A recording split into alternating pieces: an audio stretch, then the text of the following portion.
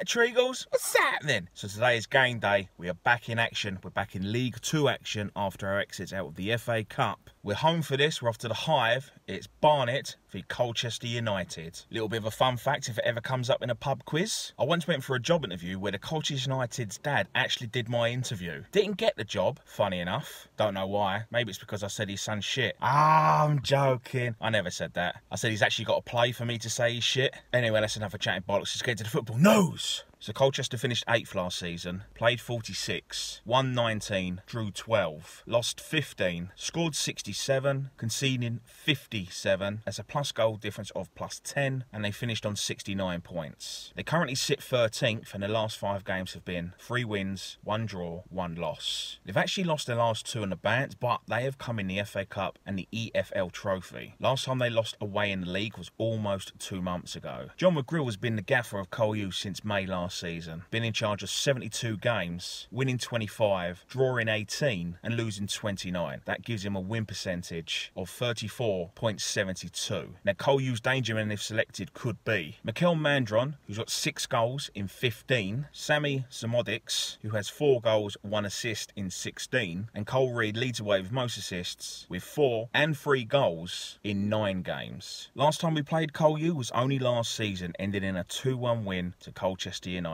And the last time Barnet beat Colchester at home was way back in 2007. A 2-1 win, goals from Ismail Yakubu and Jason Punchin, giving Barnet the win. But that was in the FA Cup. Last win against them in the league was way back in 98. Greg Held getting a 1-0 win in a playoff game. So technically that wasn't a points game. So you've got to still go back to 98, where Barnet picked up a 3-2 win. Sean Devine getting 2 goals and Scott McLeish getting the other one. And that was Barnet's last win against Colchester United at home in the league. So you know what's coming. Oh, I don't even want to say it. I do not want to say it. But before the team news comes in, I do just want to say a massive thank you to everyone that has subscribed. I've hit almost 900 now, and that's a brilliant milestone. I would love to see if I can hit 1,000 before the end of the year. That would be great if I can. So make sure you keep liking, subscribing, sharing. That would be brilliant if you can. Let's see if I can hit 1,000 subscribers before the year is out. Team news on its way. Come on, Barnet. So the team's in, and for the first time since the first game of the season, I am actually excited. I am like a kid on Christmas Day right now. A Kindy is back. So we're going with a 3-5-2. Stevens is back in goal. Back 3 of Nelson, Clough and Santos. Your left full back is Tonda. Your right full back is Watson. In the middle is Jack Taylor and Valetti. Number 10 is Coolfirst. Up front is a Kindy and Akinola. Basically, what it means is we're going to win this game like 28-0, and John Kindy's going to score like 20 of them goals in like the first 10 minutes. Simple as that. And we're going to go on to a massive run now, and we're going to win every single game. And like I said, for the first time in a long time, I'm actually buzzing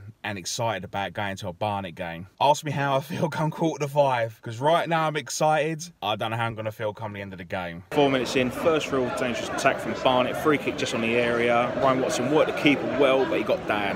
Still 0-0. About half hour played, it's still 0-0. Both teams are cancelling each other out. We've had a few little flashes, a couple of corners, nothing come of them though. Other than that, it's not much from Colchester. Little flashes from Barnet, still 0-0. Right, so it's half time and it's Barnet 0, Colchester United 0. Both teams have cancelled each other out. It's not been a great game of football to watch, but we've had a couple of flashes.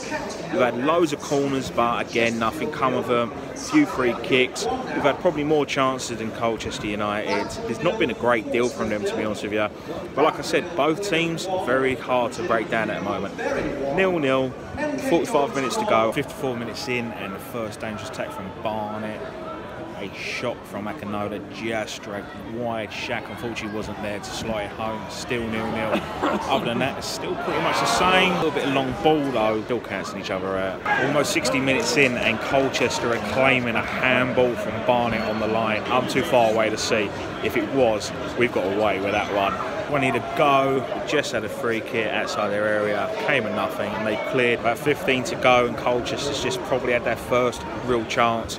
Jamie's had to make a save, went through his legs, but luckily we cleared our lines. 15 to go. This has been hard to watch in parts. With our recent form, I'll take a draw all day long. 83rd minute, Barnet 0, Colchester United 1. We lost the ball in midfield. Smodic, brilliant goal. A fantastic solo goal. He's had a shot from the back. 25 yards, he's hit the post and gone in. He's been a little shit since he came on. I'm gutted. I don't know what to say. I really don't know what to say. It's typical Barnet. Last 15, we always fall asleep. At the 94th minute, we've got a free kick about 35 yards out. Everyone's up. Stevens is up, cleared.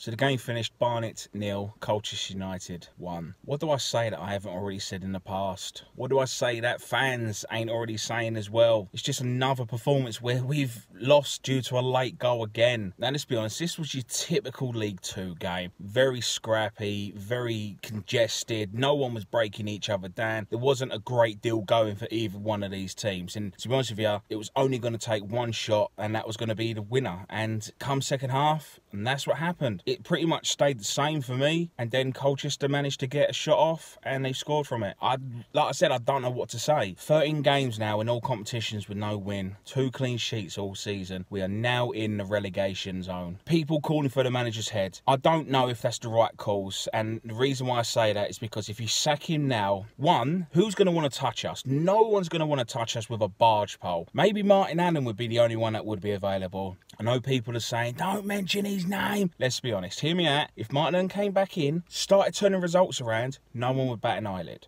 But the reason why I don't know if sacking the manager is the right thing is because you're going to have another Nugent on your hands. He comes in, he can't bring no one in. He has to work with the same players. He has to work with the same backroom staff. So is sacking the manager now the right thing? I guess you could say, well, get him in now. You could swallow a couple more dodgy results, get to the January transfer window, then he's got the whole month, so to speak, to bring in his own players. I get that, but let's be honest, right now, who's going to want to touch us? If results do continue and we keep sliding further and further away from everyone else, then maybe that is a place that does need to be looked at. I don't know. Like I said, I don't know right now if sacking the manager is the right thing to do. I'm not saying I'm Rossi in, I'm not saying I'm Rossi out. I just want us to get a win somehow, because I'm not even going to scream and shout about it, because it gets to the point where I was buzzing looking at that team for the first time in a long time. I was so excited thinking we're actually going to get something out of this game, and now I just feel deflated again. The game was just flat. There was no creativity, and it's just like, am I going to start going into Barnet games expecting us to lose now? I'm not saying I'm losing faith in the management side. I'm not saying I'm losing faith in the players, because obviously we've got players coming back from injury now. Hopefully we can turn the tide. But Port Vale's up next. That's going to be a massive 6-pointer. Forgive the cliche, but it fucking is. I don't know if sacking the manager right now is the right thing to do, or maybe it is the right thing to do. I don't know. All I know is people saying don't mention Martin Allen's name. Let's be honest, like I said, if he came in, results started working, no one's going to say anything. Other than that, there's not much more I can say on the game. It was just another typical Barnet performance. The game was going nowhere. It was only going to take one shot and one goal, and that was it. Just trying to stay positive somehow, anyhow, to be honest with you. So don't forget to like, subscribe, leave any comments below, follow me on Twitter. I'd say share this video because that would be kind of you, but let's be honest, there's not much entertainment in this video. But if you're going to share it, thank you very much. So until next time, I'll see you later.